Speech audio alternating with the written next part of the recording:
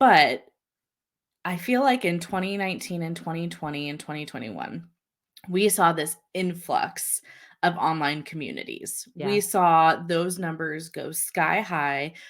I mean, we had to, right? Like Yeah. that's how we had to meet, Totally. how we had to Totally. engage with one another was online. Mhm. Um, but I'd argue to say people are more lonely now than ever before. Yeah. And so that makes me think that online communities are not the solution. Mm. They are a Mhm. option, Mhm. an option, but they are not the option. They are not what we were designed for.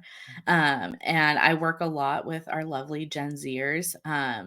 And the biggest reason that they say that they show up every Thursday night to our young adult service is for the community, Yeah.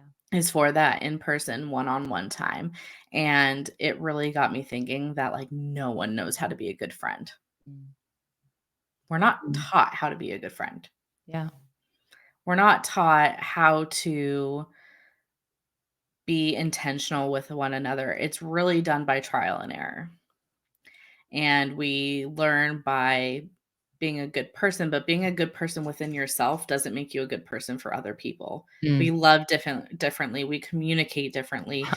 We have different like interests, and we have to learn to adapt to those. Anyone who's married knows this, Yes. right? But right? Marriage is a crash course on Yes, this. completely. But hopefully you have friendships that precede your marriage. Yes. And it's in those that you really need to learn to be a better person for the people around you and to be a better friend to those people. And so that's kind of why I like went down the rabbit hole of friendship because I'm like, we're not doing something right. Like red flags all over the place. We're Yeah. not doing something right. Yeah. And when I do a new project or something, people ask me why a lot of the time of like, why do I write about this? Why do I speak about this? Why am I passionate about this? And my answer is because I see a gap that is Yeah. missing and I try to fill it. Mm. And sometimes I don't want to fill it. For example, with my podcast, I've had that idea for 5 years plus, 5+ years. I started it last year because Yep. I was waiting for someone else to fill that gap. And then no one else filled that gap. And so I was like, okay, I God's like, guess I "It's will. you, it's you." Right, 9 to right. 5 And Faith, by so the way. Shout out to 9 to 5 Faith podcast. You guys gotta yes. tune in. Yes. And so same with friendship of Yeah. like, hey, no one is really speaking about biblical friendship and what Yeah. that looks like and how we can be good friends to each other and what it means to truly support one another. Mhm. And then also like having an open hand with it of like sometimes your friendships have seasons. Yeah. And like, I think that's like, we need to be saying that that's okay because it is.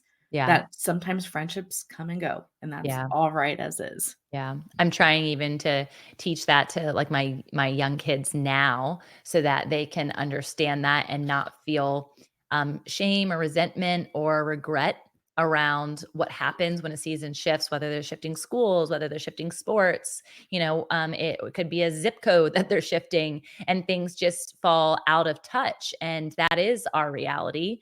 And yet, especially because of the digital world that we live in, we're anticipating like, oh, we're ride or dies, like we're in this forever. And that's Right. less of a child thing because they don't have that kind of connection point yet because they don't have devices yet. But for me as an adult, I can feel that way, even in the segment of entrepreneurship and the different kind of communities, I'll quote unquote, that I've gotten invested in for just a duration of time that then I evolved from, or I was like, I don't really have the capacity for this in this season. And so I shift out from, and people feel like you left them. And you're like, Yeah. no, like, I love you. I just am in a new mastermind now, or I am just Right. doing something different.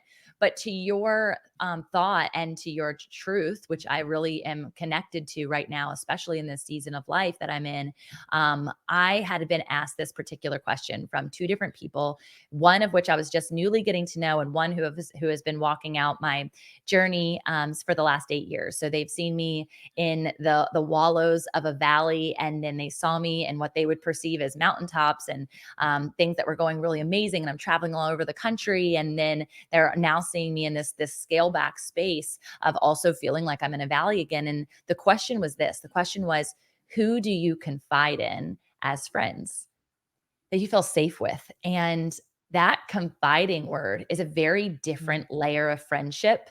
It's like Mhm. Jesus with the 5,000, Jesus with the 300, Jesus with the 12 or the 70, the Jesus with the 12, and then Jesus with the 3. Who do you think he Mhm. confided in? He didn't Mhm. confide in the 5,000. He didn't Right. confide in anyone besides those really intimate relationships. And for me, Paige, so much of my stuff is done online that Right. my friendships, and I'm air quoting here, are all over the place. And Right. yet, where does my confiding actually happen? Usually Right. confidings happen on a couch. Yeah. Usually they happen in your home. Usually Right. they happen when someone can knock on your door and come and give you that big mama bear hug that I need from you, right? Right. Rather than I'll hug you through the phone or Yeah. let's have a Zoom conversation. Yes, those things can work, especially if you have family near and far and friends near and far, but Right. I am finding in this season, the friendships that I'm valuing most are the ones that I can sit around a fire with, which I Yeah. literally just did last week for my birthday. Just sat I around a love that. fire, received prophetic word, received words of encouragement, and we need more of that. So Yeah. take us on a journey as you've come into these revelatory experiences and even conversations with other people. What do you believe, or have you found that biblical friendship is versus what people are calling maybe online follows or friends? Yes. And I actually just had a conversation with this gal named Jan on her podcast, and she was saying how the confusion around friends and followers, like Mhm. having like saying friends on social media, right? That has kind Right. of distorted our Oh, minds a little bit to thinking what friendship is. yes. And to your point, you can have very strong intentional friendships online. I have many of them. I'd actually argue to say I have more online friendships than I do in-person Yes. friendships, but I do have in-person friendships.